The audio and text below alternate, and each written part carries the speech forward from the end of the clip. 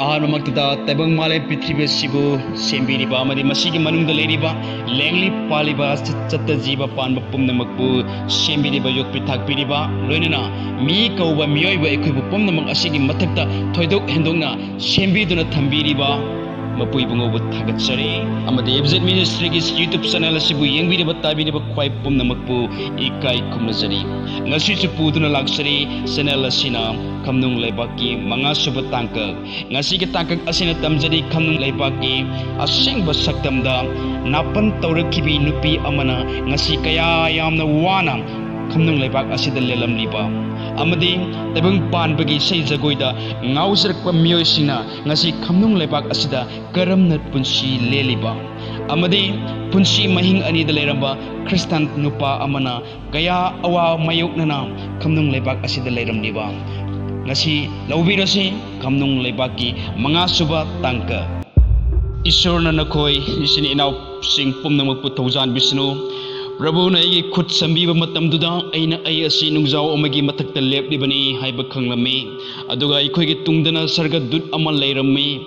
nung adugi mathakta tongduna thajaba ngamdaba makhai yangba khongjel amaga loinana aikhoi singnung hut kumba mafam amada kumthaba hauki thuna aina mai leitholakpada sarga dut adu leiramdre aduga ai yamna kiba phawrami aina Prabhu da hanglami Prabhu sarga dut adu kadai da leikrabage karigino mahana mafam asida lagtribase Prabhu na hairami mahakti aikoina sakkadariba mafam asida lagpa ngamde aikoi makharom da leptana kumthaki aduga tongliba nung adu khanglep lepki elevator amagumna aina tongan ba makhalgi singnung hutsing urami aduga aikoi isan sandrana haibi khibugumna singnung hut amada sanglami hairiba singnung hut aduda miyoi kaya ama makokta yot kumbagi kochi amamamna kotuna makut khudang sing adudana yoling phalang amamamna phajinduna phaglang amada yantha duna leramba thengnaki mi sing aduna yaliba phaglang adu ngamkhai leitana sangi madugi mathakta miyoi million kayana yanduna leiri makhoigi masa pumnamak tin singna yomlami aina manglomda sakhatlaga yenglami aduga hanagi sekpal haibidi phaglang aduda tawriba aduga chap manaba atopa amasu urami aina Prabhu da hairami Prabhu mafam asidi sukki matik mi yamna lei kudak aduda Bible gi pada ama aina di laksin mangamdraba ama aigi wakhanda laklami Prabhu na madu hairaklami norok amadi mang takhalliba potsingidi kaidangaidasu thanba naide aikoi mafam adu thadoklami aduga thindana aikoina asauba safusingi tampak haina khangnaba mafam aduda thunglami hairiba safusing adudana maina sawhallaba leikhom suhina maithakta prok sawbugumna pik thanna yaurami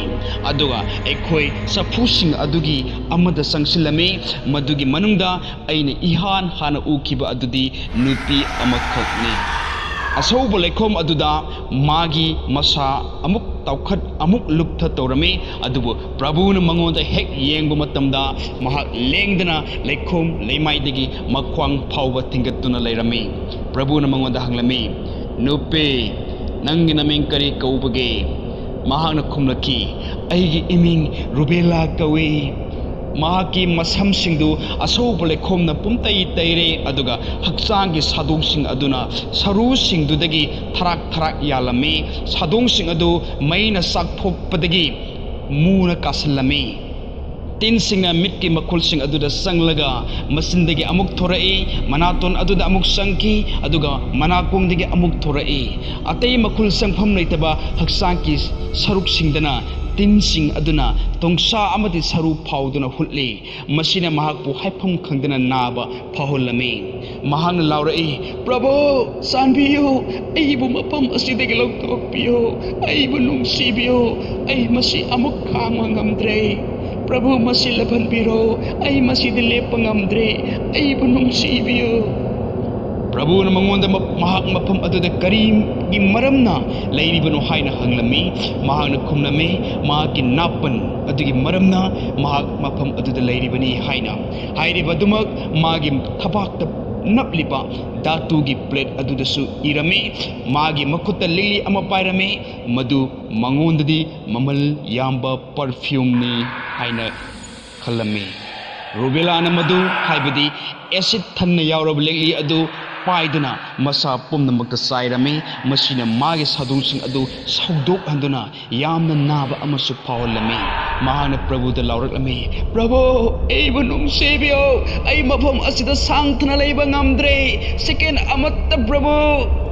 aina na khoida perfume sijanabasi papni haina haide adubu Prabhu na khoida hairami madudi nupi adu mahaki perfume adugi maramna norok aduda leiribani Anisuba Wayalon Panduk Manga Pada Tarita Prabhugi Wahina Ikoida Haibagumna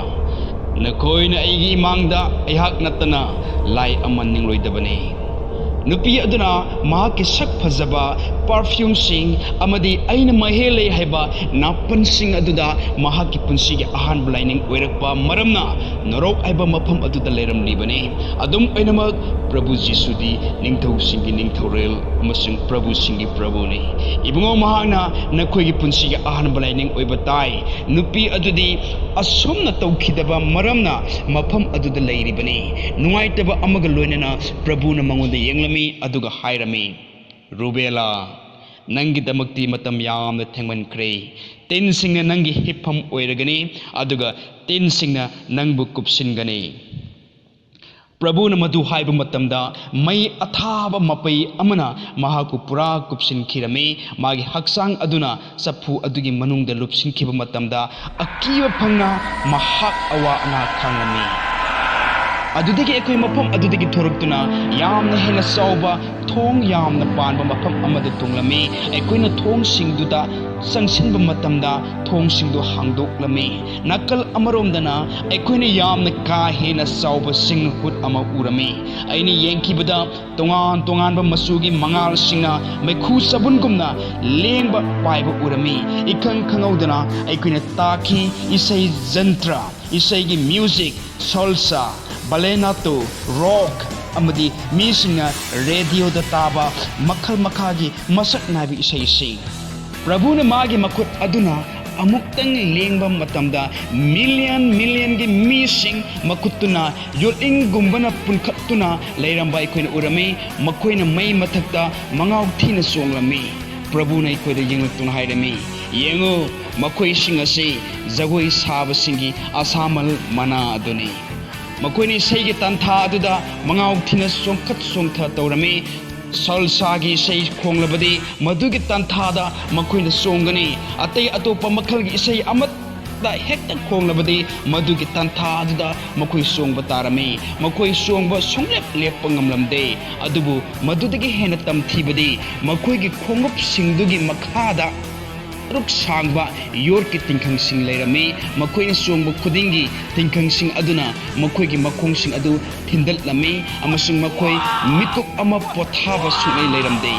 Ganagum Amana Lepnanaba Hona Rubada Kudakta Patab Lai Sing Laklaga Makoibu Masin Tobata Sing Tindal Lami Atiba Waina Sairami Hairami Thagalo Mahakpu Hosik Masi Nakoigi Leibak ni Saitan bu Thagalo Mahakpu Nakoi lep payaroi Mabu Thagalo Mabu Nakoi Mabu Thagat Patai Nakoi Song Patai Nakoi Jagoi Sa Patai Nakoi Second Ama Pau lep payaroi Madu Sathina Akibaki Masakni Madudi Mioi Kaya Amadi Prabhu Kankraba Christian Sing Oirami Adubu Makoina Shiva Matamda Makoi Night Club Singda Leramki Hangbaya Inakoina Bible Gi Kadawaida Jagoi Saba Asi Aranbani Haini Yaubagi James chapter 4 verse 4 da Isorgi Wahaina Hai Nakoi Nupi Lanabisa